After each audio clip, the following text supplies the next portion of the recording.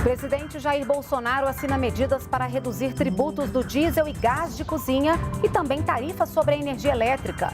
Na saúde, o governo federal autoriza o Brasil a aderir ao COVAX Facility, aliança internacional para acelerar o desenvolvimento e a fabricação de vacinas contra a Covid-19. Esses são os destaques de hoje e veja também. Mesmo com os impactos econômicos da pandemia, movimento nos portos brasileiros aumenta. E o Ministério da Infraestrutura prepara 50 concessões de aeroportos, rodovias e ferrovias pelo Brasil. Terça-feira, 2 de março de 2021, o Brasil em Dia está começando.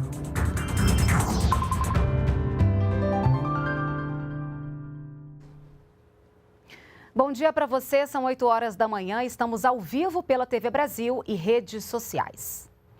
O presidente Jair Bolsonaro assinou medidas para aliviar o bolso do consumidor em relação à conta de energia elétrica e também para reduzir a zero as alíquotas do PIS/COFINS, do óleo diesel e do gás de cozinha.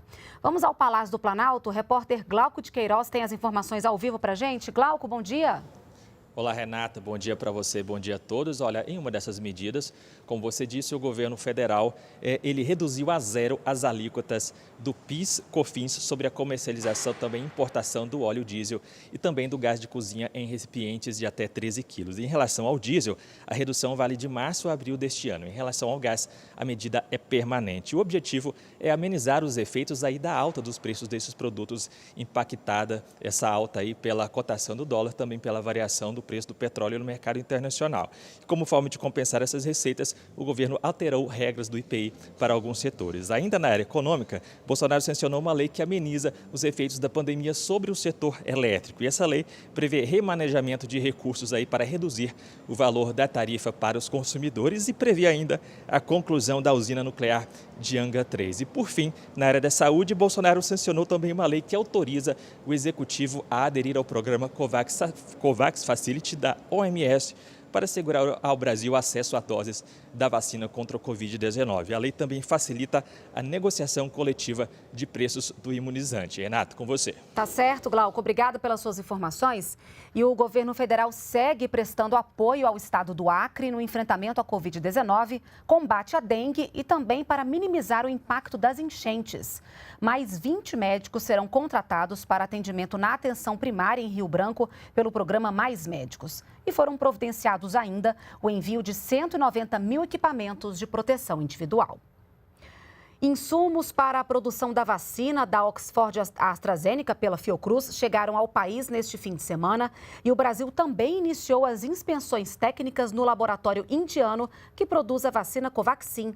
A vacinação dos brasileiros contra a Covid-19 deve contar com 22 milhões de novas doses neste mês de março, como afirmou o presidente Jair Bolsonaro nesta segunda-feira.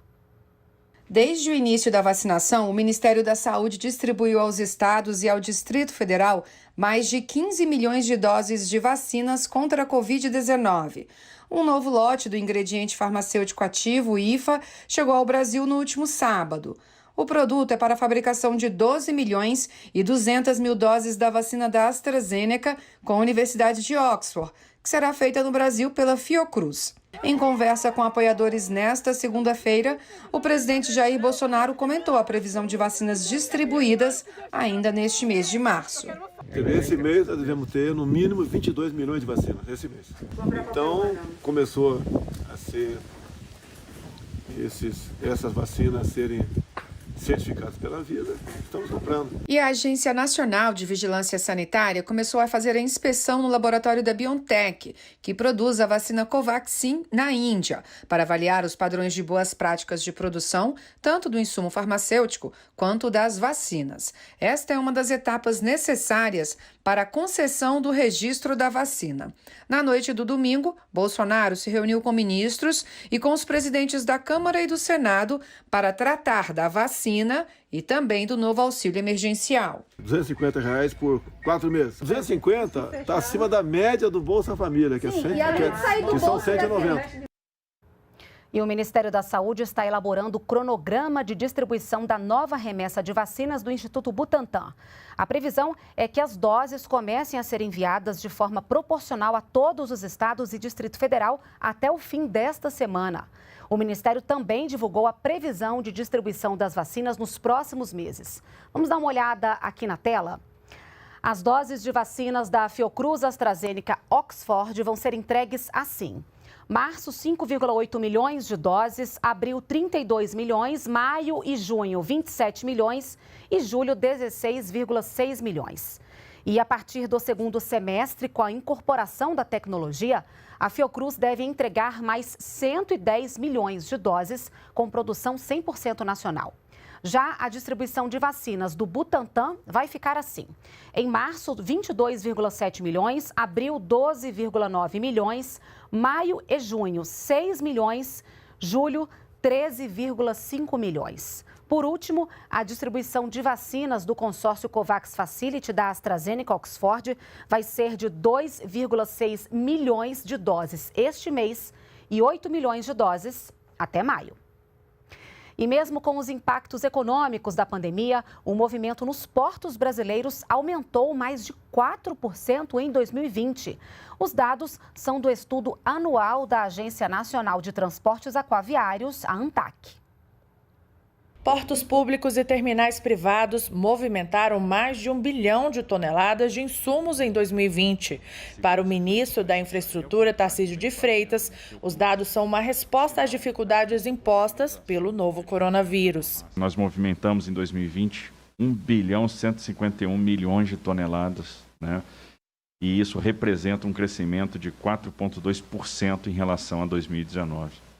Isso é extremamente gratificante, né? É muito bom perceber que nós conseguimos apresentar respostas depois de um ano tão difícil. O destaque foi para o Porto de Santos, que movimentou mais de 114 milhões de toneladas em 2020, um recorde histórico. Os dados foram divulgados pela Agência Nacional de Transportes Aquaviário, a ANTAQ. Segundo a agência, o minério de ferro foi a carga sólida mais movimentada pelo setor em 2020, 356 milhões de toneladas no total. Em segundo está o petróleo e derivados, com 262 milhões de toneladas. Na terceira posição ficaram os contêineres, com pouco mais de 118 milhões de toneladas. O agronegócio também apresentou alta. A soja ocupou a quarta posição, com 104,2 milhões de toneladas. O setor manteve os mais altos níveis de prestação de serviço e garantiu que os nossos produtos continuassem a ser exportados e mantivessem nossa economia aquecida, permitiu que os produtos importados continuassem a abastecer o nosso mercado interno, inclusive nossa rede hospitalar, nossa indústria farmacêutica. E ainda falando de infraestrutura, o governo federal prepara para este ano 50 concessões de aeroportos, rodovias e ferrovias e ainda prevê nessa lista 17 leilões de terminais portuários. 2 deles, localizados no Porto de Santos, em São Paulo, vão representar a maior licitação portuária dos últimos 15 anos. Os portos são importantes vias de escoamento das exportações brasileiras. Para que eles recebam investimentos e ampliem a capacidade de movimentação e armazenamento de cargas, o governo atua para promover a concessão à iniciativa privada. Os investimentos precisam sair do bolso dos privados, porque uma vez que o governo não há recursos para que ele possa investir em toda a infraestrutura brasileira portuária. Apesar da pandemia da Covid-19, em 2020, o governo federal arrendou 20 terminais e leiloou outros 5.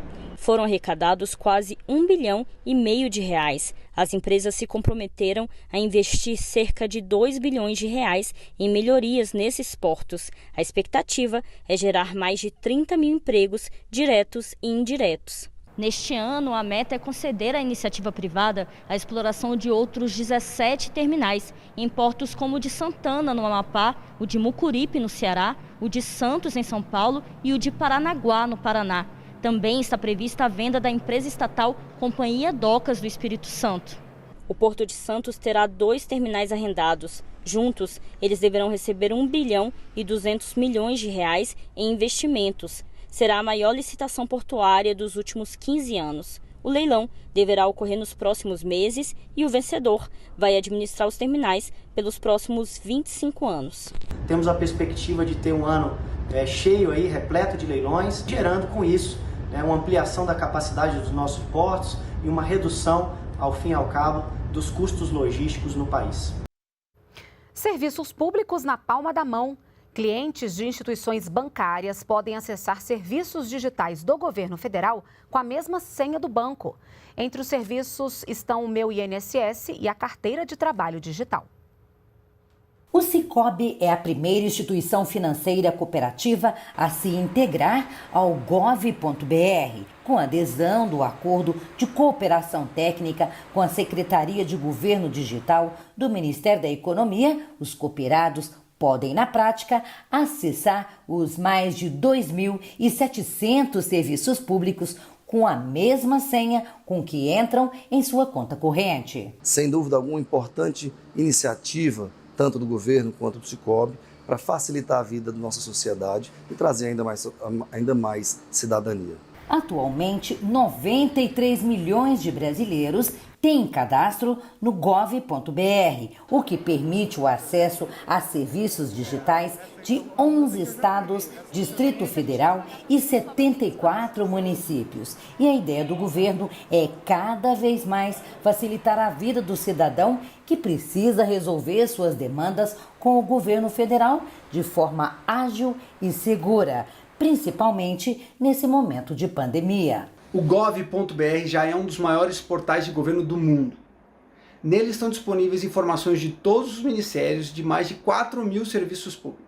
Nosso objetivo é colocar o governo na palma da mão de todos os brasileiros, 24 horas por dia, 7 dias por semana. Oportunidade de qualificação e emprego. Um acordo fechado entre a Federação das Indústrias do Estado de São Paulo e o Ministério da Cidadania vai permitir a quem faz parte do Bolsa Família e do Cadastro Único ter acesso a cursos de capacitação de graça. Saiba mais na reportagem. São 18 cursos oferecidos de graça a partir da parceria com a Federação das Indústrias do Estado de São Paulo, a Fiesp, e o Serviço Nacional de Aprendizado Industrial, o SENAI, todos na modalidade de ensino à distância. Mas um projeto piloto na cidade de Santos vai ser o pontapé inicial para os cursos presenciais dentro do plano Progredir.